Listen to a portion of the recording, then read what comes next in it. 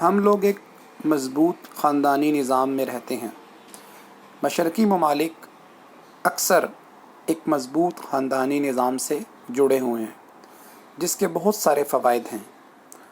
کچھ ضرور اس کے نقصانات بھی ہوں گے، لیکن اگر نقصانات اور فوائد کا کمپیریزن کیا جائے تو مضبوط خاندانی نظام میں رہنے کے بہت زیادہ فوائد ہیں۔ خاندانی نظام کے اندر رہتے ہوئے اکثر بہت ساری باتیں ہماری طبیعت کے خلاف ہوتی ہیں، لیکن ہمیں ان کو برداشت کرنا پڑتا ہے، اور اس نظام کے فوائد حاصل کرنے کے لیے ہمیں اکثر ایسی چیزوں سے گزرنا پڑتا ہے۔